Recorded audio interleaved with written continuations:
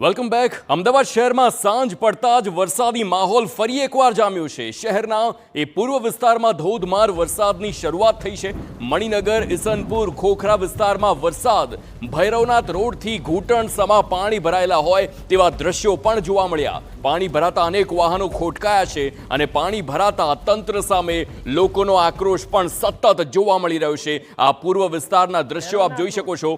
અમદાવાદના પૂર્વ વિસ્તારમાં કેવી રીતે વરસાદ સાંજ પડતા જ પડ્યો અને ત્યારબાદ ઘૂંટણ સમા પાણી ભરાયા, અનેક વાહનો ખોટકાયા.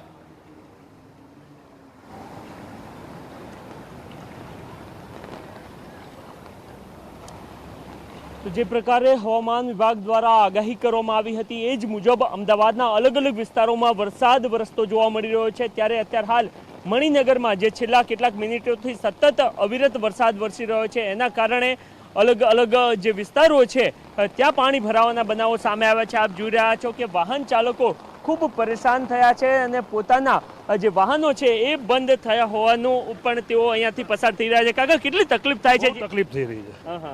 આટલા વરસાદની અંદર આટલું બધું પાણી ભરાઈ જાય છે, બહુ તકલીફ પડી રહી છે. ગવર્મેન્ટ કેટલા વર્ષોથી સોલ્યુશન લાવી નથી રહી. ભાજપ હતું, કોંગ્રેસ હતું તો પણ ઓકે, પણ આ વિસ્તાર તો સ્માર્ટ સિટીના રસ્તાઓ સારા ના હોવા જોઈએ? આપણે હોવા જ જોઈએ, પણ શું કરીએ? ગવર્મેન્ટ કશું કરતી નથી, કોર્પોરેશન કશું કરતી નથી.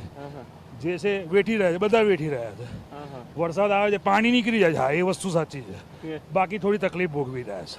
ઓકે, તો તકલીફ ભોગવી રહ્યા છે અને સત્તામાં કોઈ પણ હોય પરંતુ સમસ્યાનો સામનો જરૂરથી કરવો પડતો હોય છે. અત્યારે હાલનો જે સમયગાળો છે એ ઓફિસથી ઘર અથવા તો ધંધાનો જે સ્થળ હોય ત્યાંથી ઘરે પહોંચવાનો સમયગાળો છે ને એ સમયગાળામાં આપ જોઈ રહ્યા છો કે કેવી રીતના વાહન ચાલકો પસાર થઈને અહીંયા મતલબ પરેશાન થઈને પસાર થતા આપને જોવા મળી રહ્યા છે.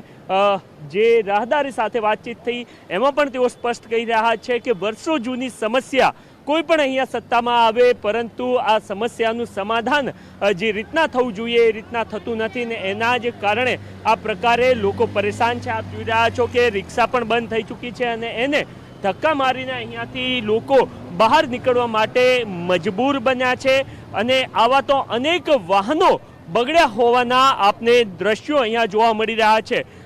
એટલો ધોધમાર વરસાદ નથી વરસ્યો પરંતુ આમ છતાં પણ આપ જોઈ રહ્યા છો કે જે પ્રકારે વરસાદી પાણી નિકાલ જે રીતના વરસાદી પાણીનો નિકાલ થવો જોઈએ એ રીતના વરસાદી પાણીનો નિકાલ નથી થઈ રહ્યો અને એના જ કારણે આ પ્રકારની સમસ્યાનો સામનો લોકોએ કરવો પડી રહ્યો છે.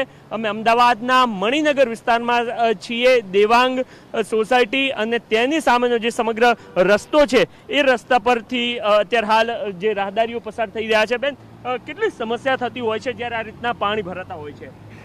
રસ્તો જ નથી રહ્યો ને લોકોએ ગાડી પાર્ક કર્યા છે. બીઆરટીએસ રસ્તો એકદમ સાંકડો થઈ ગયો છે. પરંતુ વરસાદી પાણીનો નિકાલ થવો જોઈએ એ પ્રકારે નથી થતો, એના કારણે વધારે સમસ્યા થઈ રહી છે એવું લાગે છે? હા, વધારે સારી છે. હવે રસ્તો કોઈ કરવા તૈયાર નથી, મ્યુનિસિપાલિટી કશું કરવા તૈયાર નથી. શું કરીએ હવે?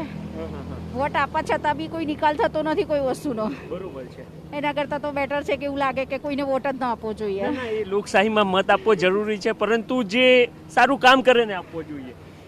કોઈ કરે છે? મને તો લાગતું નથી કે કોઈ જગ્યાએ કોઈ કામ કરતું હોય. બસ ખાલી લોકોને પોતાનું જ વસ્તુ. દાવો તો ખૂબ મોટા કરવામાં આવે છે કે આટલા કરોડના કામ કર્યા, ડ્રેનેજ લાઈન સુદ્રઢ બનાવી. મારા કરતા ન્યૂઝ ચેનલ વાળાને વધારે ખબર છે. હું બહુ નાની વ્યક્તિ છું. તો આ એક પ્રકારનો એમનો કટાક્ષ છે અને કેવી રીતના તેઓ પરેશાન થઈ રહ્યા છે અહીંયા આપને કહેતા જોવા મળી રહ્યા છે. મણિનગર વિસ્તાર, બાળકો કદાચ શાળા અથવા તો ટ્યુશનથી ઘરે જઈ રહ્યા છે અને ત્યારે આ પ્રકારના એમને દ્રશ્યોનો સામનો કરી રહ્યો છે. બેન, કેટલી સમસ્યા થાય જ્યારે આ વિસ્તારમાં આટલા મોટા પ્રમાણમાં પાણી ભરાતા હોય છે? બહુ સમસ્યા થાય છે. રિક્ષા પણ આવતી નથી. તો આપ ટ્યુશનથી બાળકને આવી રીતના ચાલતા લેવા નીકળ્યા? હા, ટ્યુશનથી. એક મતદાતા, એક શહેરીજન તરીકે આ પ્રકારના જ્યારે દ્રશ્યો સર્જાય ત્યારે શું અંદરથી શું ફીલ થાય છે? આવું ના હોવું જોઈએ. અહીંના જે બી હોય એને વ્યવસ્થિત રીતે કામ કરવું જોઈએ. પાણીની નિકાલ કરવો જોઈએ.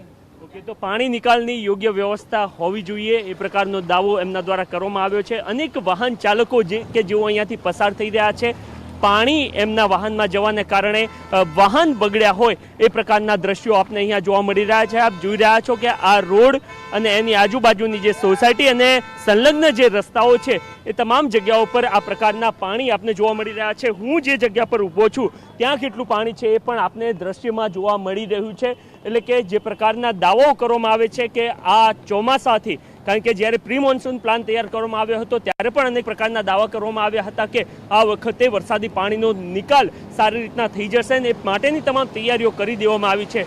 પરંતુ જ્યારે વરસાદ વરસતો હોય છે ત્યારે એ દાવાઓ માત્ર ને માત્ર પોકળ સાબિત થતા હોય છે. અને આ પ્રથમવાર નથી કે આ ચોમાસામાં આ પ્રકારના દ્રશ્યો આપણે જોઈ રહ્યા છીએ. આ સમગ્ર ચોમાસામાં જ્યારે વધારે વરસાદ વરસ્યો છે ત્યારે આ પ્રકારના દ્રશ્યો સર્જાયા છે અને શહેરીજનો પરેશાન થતા જોવા મળ્યા છે. કેમેરામેન દીપક સેન સાથે નરેન્દ્ર રાઠોડ, TV9 અમદાવાદ. દ્રશ્યો આપે મણિનગર વિસ્તારના જોયા કે જ્યાં વરસાદ સાંજથી પડ્યો અને વરસાદ બાદની શું સ્થિતિ છે તે આપ દ્રશ્યોમાં જ જોઈ શકો છો.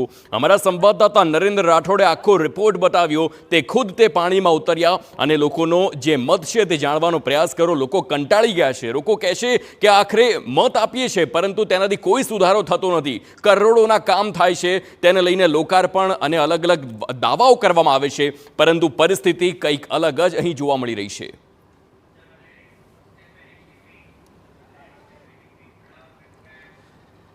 હવે અન્ય સમાચારોની